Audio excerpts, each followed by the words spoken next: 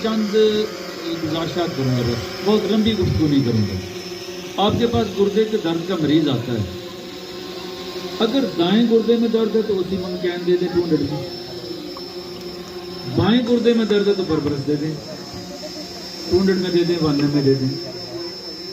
मरीज को मुस्तकिल दर्द हो रहा है, अरसे से दर्द हो रहा है, तो आप उसे उसकी दोहराई जो है दूसरे तीसरे, अगर दर्द ज़्यादा है तो बार बार दे सकते हैं।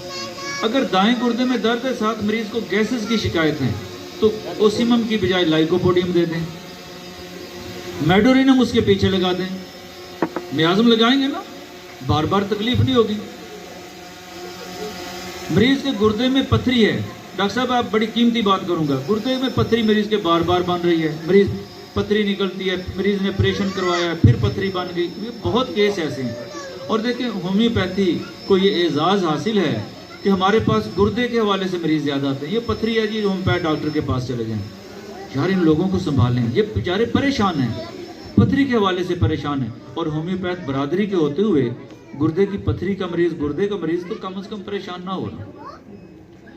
मरीज को ये समझा दें कि आपको मुस्तकिल मिजाजी से इलाज करवाना है, तरतीब से इलाज करवाना है, तो कलकेरिया रेनिलस 1 में दे दें, हर चौथे 5वें दिन बाद 1 डोज दे दें। जो साथ आप दवाई देते हैं वो देते रहें, गुर्दे की पथरी बार बार नहीं बनेगी। और इसका एक फायदा ये होगा कि गुर्दा सुकड़ाव की तरफ नहीं जाएगा, आपका गुर्दा महफूज हो जाएगा। पथरी के हवाले से जो मेरे क्लिनिक पे दवाई चलती है और अंधाधुंध में सारा दिन देता हूँ, वो है कप्सिला पुरसा या थलास्पी पुरसा। मैं 30 में इस्तेमाल करवाता हूँ। मरीज की जो सिम्टम बनती हैं वो दवाई दे दें, उसके साथ कप्सिला दे दें, साथ कलकेरिया रेनिलस लें 1 में। आपके इतने केस ठीक होना शुरू हो जाएंगे, आप हैरान हो जाएंगे। आप रेपर्टरी पढ़ें, 2 ही तो दवाइयाँ लिखी हैं जो पथरी को तोड़ती हैं, एक कप्सिला दूसरी हाइड्रोंजिया। कप्सिला मैंने, मेरे पास आज से 7 साल पहले गुर्दे के कैंसर का केस आया था, उसकी सिम्टम कप्सिला में खून भी आता है, जलन भी होती है कैंसर की तरह, तो मैंने कप्सिला दी थी, आज भी मुझे याद है, ट्यूबर के साथ। और अल्हम्दुलिल्लाह उसका इलाज बंद किए भी 3 साल हो चुके हैं, अपना काम कर रहा है, जो चलने के काबिल नहीं था। अगर अपनी अद्वियात को आप समझते हैं, वो क्या काम करती हैं, कहाँ काम करती हैं, उनके सिम्टम्स को समझते हैं और साथ मियाज़म को समझते हैं। और हफीज़ आलम साहब ने बड़ी अच्छी गुफ्तगू, थोड़ा सा आप रिपोर्ट्स को भी समझना शुरू कर दें, तो आपसे बड़ा डॉक्टर कौन है, आपसे बड़ा मसीहा कौन है। और होम्योपैथी मैंने बेशुमार जगह पे कहा है, यार ये नज़ले ज़ुकाम का इलाज नहीं, ये उससे बहुत अगली चीज़ है, ये तो वहाँ से शुरू होती है जो आप सोच भी नहीं सकते। अगर मैं सैकड़ों पेशेंट की प्रैक्टिस डेली करता हूँ, तो वो वजह क्या है, होम्योपैथी तो है। इसे 30 सालों में समझा है और इसकी नोक पलक को समझा है, इसके खदो खाल को समझा है। और मैंने होम्योपैथी से मोहब्बत की है, इससे इश्क किया है। मुझे आज भी याद है, मेरे पास 1991 का मॉलेज मेरे पास आज भी मौजूद है, मैंने मंसूर साहब को दिखाया भी था मेरे क्लिनिक पर जब आए थे। मैंने फरवरी के आपके पास मॉलेज पढ़ा होगा, और मैं कहना तो नहीं चाहिए लेकिन सच कहता हूँ, बहुत सारे लोगों ने उसका मुताला नहीं किया होगा। फरवरी का मॉलेज पढ़े, आपको कैंसर के हवाले से बहुत सारी मालूमात मिलेंगी, PCOS के बारे में आपको बहुत सारी मालूमात, मुफीद मालूमात वहाँ से मिलेंगी। मेरी अच्छी प्रैक्टिस में जहाँ बहुत सारे नुकात मौजूद हैं, बहुत सारी तरतीबें मौजूद हैं, वहाँ मॉलेज का भी किरदार है। मुझे हर माह इंतज़ार हुआ करता कि मॉलेज नहीं आना है।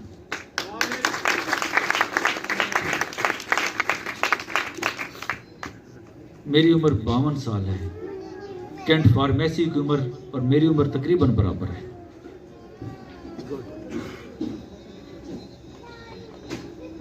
मैंने अपने 30 सालों में अपने हिस्से का काम किया है, और जब अल्लाह ने मुझे वो इल्म दिया, अगर ये इल्म है तो मेरी ज़ाती तो नहीं है, ये भी उसकी अता है, अपने इल्म में से उसने मुझे इल्म दिया। अगर मरीज़ ठीक होते हैं तो वो भी अल्लाह की तरफ से होते हैं, शिफा तो फिर वही ज़ात देती है, तो हमें करना कि उसका शुक्र अदा करना। दोस्तों, गुर्दे के हवाले से میں کل حفیظ عالم صاحب کو میرے پاس کل پرسوں آئے تھے, میں نے ان کو دکھایا 28 کریٹینائن کا کیس ڈیرہ غازی خان سے, 28 تھا اس کا کریٹینائن.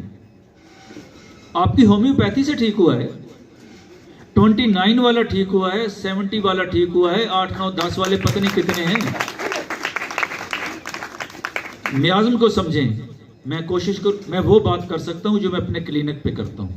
مجھ سے زیادہ صاحب علم لوگ اور بڑے تحقیق کرنے والے لوگ موجود ہوں گے. یہاں کاشف عمران صاحب بیٹھے ہیں, یہاں سعید اختر صحو صاحب بیٹھے ہیں.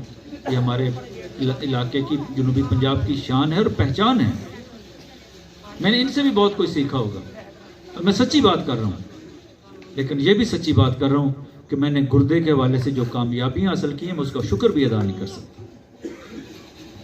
حاصل پور کا ایک نوجوان ہے, 17 تھا اس کا کریٹینائن, آج ماشاءاللہ 2.7 یا 6 پہ ہے. اس کے ڈائلیسس بند ہو چکے ہیں. اور میں نے 20 مریضوں کا علاج کیا جن کے ڈائلیسس بند ہوئے ہیں اور آپ کی ہومیوپیتھی سے ہوئے ہیں. یہ کیسے ہوئے ہیں اس میں 2 سے 3 منٹ میں آپ کو ساری ترتیب سمجھا دیتا ہوں. سب سے پہلے تو میازم کو سمجھنا ہے. جب تک اینٹی میازمیٹک میڈیسن نہیں لگائیں گے یہ کیس ٹھیک نہیں ہوں گے. میازم کو سمجھنا بھی کوئی اتنا مشکل کام نہیں ہے, کیونکہ اگر میں میازم پہ گفتگو کروں گا تو بات اور لمبی ہو جائے گی. پاکستان ہومیوپیتھی گروپ میں میرا لیکچر موجود ہے میازم کے حوالے سے, اسے سن لیجئے گا. وہ آپ کو چہرہ دیکھ کے میں میازم تک کیسے پہنچتا ہوں. میں سوال جواب بہت کم کرتا ہوں, چہرہ دیکھ کے میازم تک پہنچ جاتا ہوں. اس کے بعد آپ نے کیا کرنا ہے, مریض کی جو کانسٹیٹیوشنل ریمیڈی ہے, اس کی جو دوائی ہے آپ وہ دیکھ لیں کون سی دوائی بنتی ہے جی. اور زیادہ تر کون سی دوائی بنے گی جی. اگر مریض کے چہرے کے یہاں سوجن ہے تو میرا پہلا سوال یہ ہوتا ہے کہ آپ کو پیاس لگتی ہے؟ یہاں سوجن ہے. وہ کہتا ہے جی پیاس لگتی ہے. اگلا سوال کرتا ہوں ٹھنڈے پانی کی پیاس ہوگی؟ جی ٹھنڈے پانی کی پیاس. تیسرا سوال نہیں کرتا فاسفورس 1 چوتھے 5ویں روز بعد اور زنجبر 30 میں صبح دوپہر شام. یقین جانیے 2 ہفتے کے اندر اندر اس کا کریٹینائن ایسے نیچے آ جائے گا. اس کے ساتھ آپ نے اینٹی میازمیٹک میڈیسن لگائی ہے جو بھی ہے. دوسرا مریض ہے, وہ آپ دیکھتے ہیں یار یہ بیٹھا بھی ہے تو بیچارہ غنودگی سی ہے, اس کا پریشان ہے. اوپیم کا مریض کیسے ہوتا ہے؟ آپ اسے پوچھیں سر بھاری ہے جی, بس سر, اسے سمجھ آپ کے سوال کا جواب بھی درست نہیں دے گا. قبض ہے, خراٹے آتے ہیں, پیشاب نہیں آ رہا, اوپیم دے دیں 1 میں 3 4 دن بعد دے خوراک. اگر پیاس لگتی ہے تو 7 زنجبر دے دیں. یقین جانی ایسے نیچے آئے گا لمبی چوڑی. اچھا میں نے بھی بڑا ایل سیرم ویسیکیریا بڑی عرصہ یہ دی ہیں دوائیاں, فیل ہو کہ یہ میں یہاں تک پہنچا ہوں. کتنی 3 دوائیوں کا بھی تک تذکرہ کیا ہے, اور یہ آپ کے 40% کیس نکالیں گے 3 دوائیاں.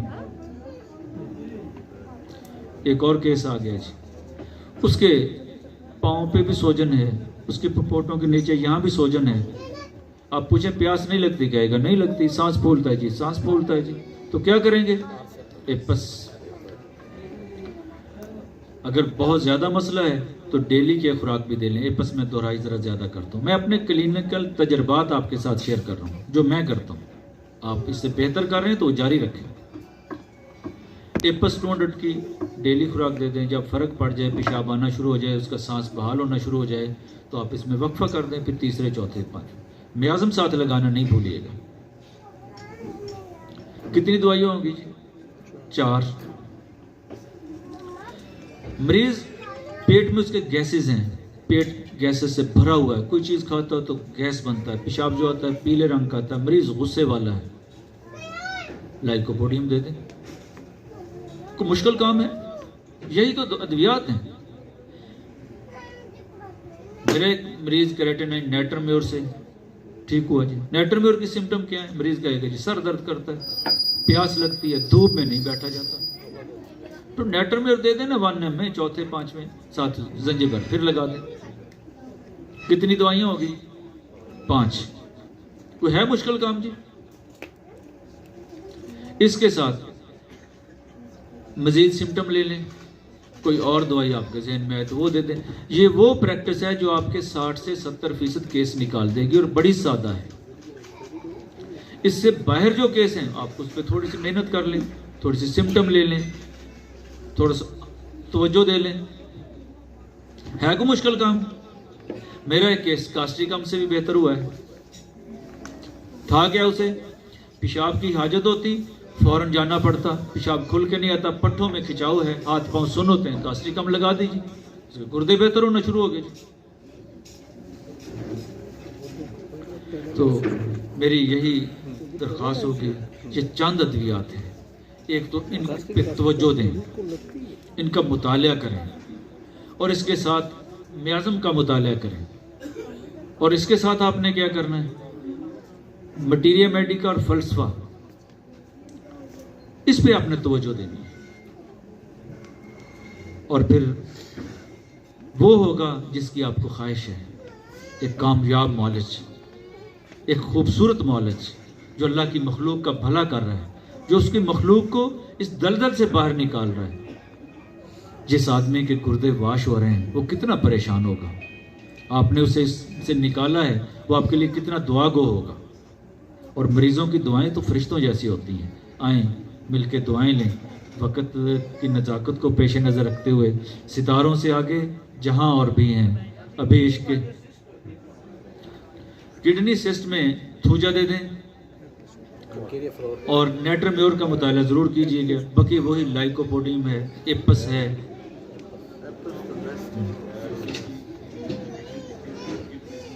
جہاں گردہ سکڑاؤ کی طرف جا رہا ہے، ایک چیز آپ نے وہاں پلمبم میٹ ضرور دینی ہے. اور یہ اکثر گردے سکڑے ہوئے ہوتے ہیں، پلمبم میٹ 1 میں میں دیتا ہوں.